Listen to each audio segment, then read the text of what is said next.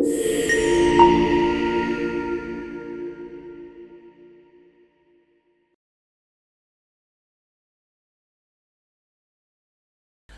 I'm greatly honored to say a few words of welcome on behalf of the President of the MRC. As you may know, the MRC is the local host of the conference. We served in a similar role for the meeting in 2018, except this time we were also involved in some of the logistics. So if you had any challenges in your travel to this meeting, you can blame it on us. So preparations started in earnest around April of this year, when we were informed by Catherine and Adrian that the steering committee of the forum made a decision to hold an in-person meeting and preferred Cape Town as the venue. So naturally we were delighted to serve as the local host and to work with the team on bringing this meeting to fruition. So despite the tight timelines for arranging the logistics, I'm pleased to see so many of you from around the world present here. I'm also pleased to see that many of you are from lower and middle income countries, and I trust that those that travel from distant places had an uneventful journey to Cape Town, and that you will take back good memories of this meeting and South Africa. For those that are not familiar with the MRC, South African MRC, let me give you a quick intro. It was established in 1969 by Act of Parliament, so we are an agency of government. Its mission is to improve the nation's health and quality of life by conducting and funding relevant and responsive health research, development, innovation, and research translation. It has a dual role to conduct as well as fund research and innovation.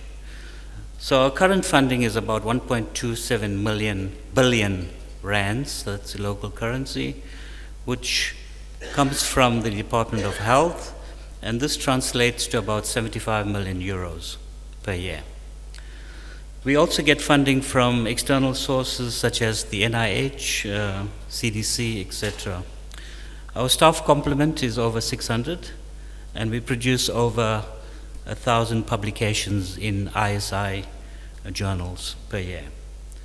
Of note is that the MRC hosts an independent human ethics research committee, as well as an ethics committee for research on animals. So as the biggest local funder of health research in South Africa, the MRC and its funded researchers are required to conduct research ethically, responsibly, as well as ensure the conduct of research is of high ethical standard and integrity.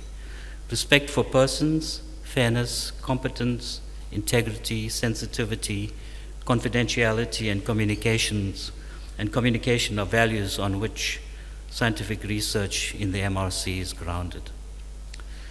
In respect of the focus area of the meeting, namely the ethics of artificial intelligence in global health research, as a funder of research, we are of the view that this technology has the potential to support scientific research and increase scientific efficiency, and could be particularly useful in resource-limited settings such as ours. From chronic diseases like cancer to radiology, artificial intelligence is being leveraged to deploy efficient and precise interventions that will help take care of patients suffering from these diseases and hopefully find a cure for them. Artificial intelligence provides several advantages over traditional methods of analytics and making clinical decisions. This helps us to get unprecedented insights into treatment variability, care processes, diagnostics, and patient outcomes. So just over a year ago, in November of 2021, the 193 member states of UNESCO, the United Nations Educational, Scientific, and Cultural Organization, adopted the recommendation on the ethics of artificial intelligence. And in recognizing a number of factors it underlined that the strengthening of global cooperation and solidarity, including through multilateralism, is needed to facilitate fair access to artificial intelligence technologies and address the challenges that they bring to diversity and interconnectivity of cultures and ethical systems, to mitigate potential misuse, to realize the full potential that artificial intelligence can bring, especially in the area of development, and to ensure that national artificial intelligence strategies are guided by ethical principles. So, with this, I take this opportunity to wish you well in your deliberations over the next 2 days. I'm sure this will be an enriching experience for you all, and that you will take away outcomes and lessons that you could implement back home. Thank you.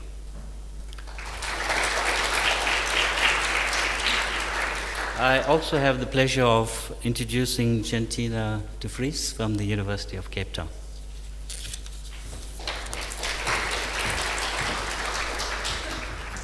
So I think that applause might be a bit louder because the SAMRC really worked incredibly hard to pull this meeting together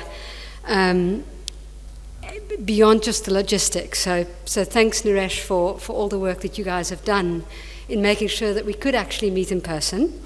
So on behalf of the steering committee of the GFBR, it is my pleasure to welcome you all here. I'm extremely excited to see all of you here. It's wonderful to have our first in-person meeting since we met in Singapore in 2019 to discuss genomics and biobanking. So absolutely lovely to see all of you here, and thanks for making the effort to be here with multiple connections and difficult travel policies and such.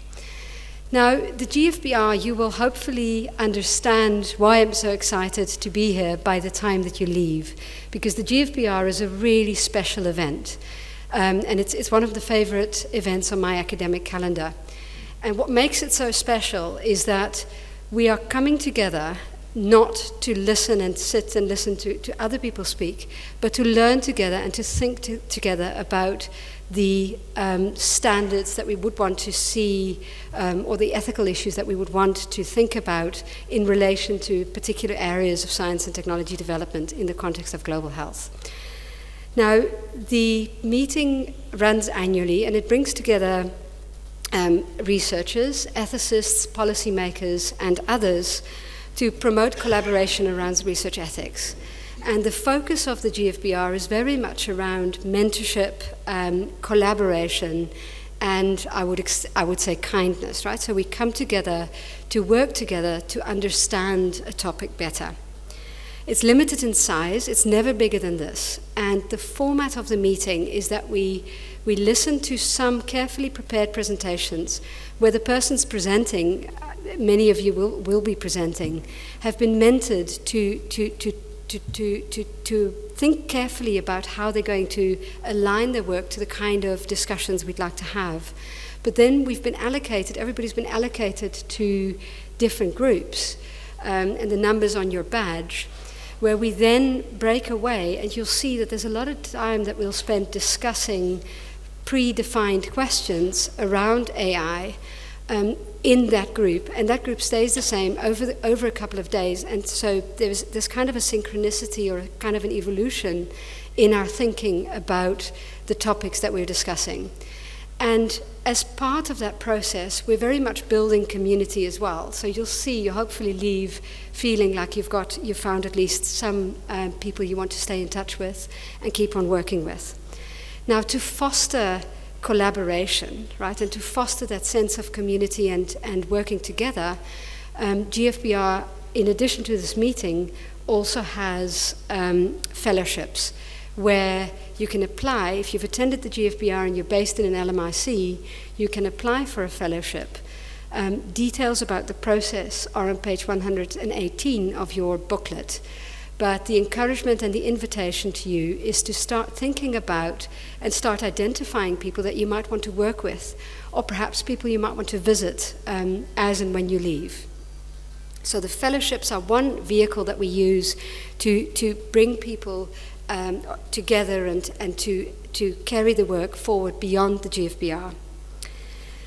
Now, the intention of our discussions over the next few days is that they're inclusive and that we go far together. So we're not going to spend lots of time digging into the full spectrum of ethical challenges that AI or the use of AI in global health might raise, because our discussions are tied to the kinds of case studies that people submitted. But in that process, what we hope to nurture in you is the curiosity and the desire to engage deeper with these issues when you leave. Now, there's a few housekeeping issues that I've been asked to share with you. One is that the meeting is being recorded for people who are joining us online. So there's a small number of people who are unable to join us because of travel issues or because of COVID. And so for their purposes, the meeting is recorded, and those recorders might be made available online later, although Adrienne would know the details. Maybe not. Over the next few days, we've got, at the end of our meeting, we've got Best Presentation Awards for in two categories. One is the Pecha Kucha rapid presentations that we'll kick off with. And the other is an award for the best thematic presentation, so the best full presentation. So as you listen, you'll be asked to vote for what you think is the best presentation over the next few days. So please keep that in the back of your mind and maintain a rank so that you can score. Now, thank yous are next on my list. I've already said a massive thank you to the SAMRC for jumping in, for all your support over the planning of this committee, but particularly over the last month or two, for jumping in when it became obvious that the travel and the planning of travel was going to be a big deal and might actually endanger the success of this meeting. So thank you, a massive thank you, we can't say that enough, to the SAMRC for all the work you've done to host us again, but also to make this meeting happen, to ensure that so many of us managed to make it.